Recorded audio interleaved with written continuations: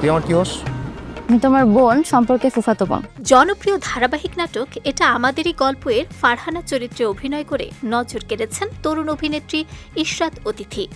অভিনয়ের তুমুল ব্যস্ততার মাঝেই এবারের এসএসসি পরীক্ষায় জিপিএ 4 পেয়ে সাফল্যের সঙ্গে উত্তীর্ণ হয়েছেন তিনি।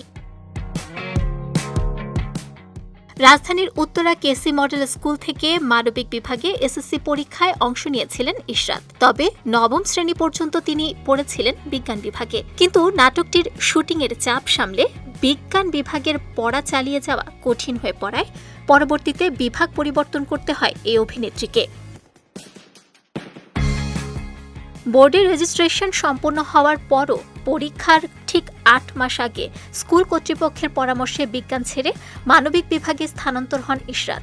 এরপর স্বল্প সময়ের মধ্যে নতুন সিলেবাসের সঙ্গে মানিয়ে নিয়ে নেন কঠোর প্রস্তুতি, এমনকি টেস্ট পরীক্ষায় নিজের সেকশনে প্রথম স্থান অর্জন করেন এই তরুণী।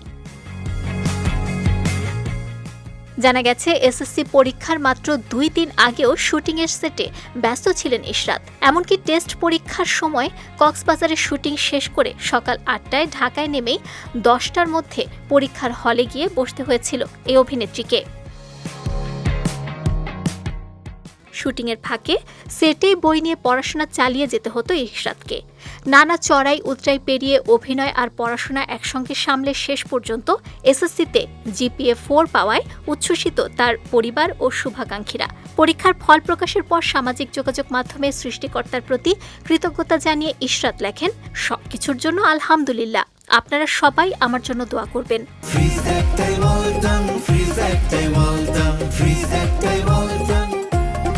অভিনয়ের ব্যস্ততার মধ্যেও পড়াশোনায় ভালো ফল করে নতুন করে প্রশংসা কুড়িয়েছেন এটা আমাদেরই গল্পের ফারহানা।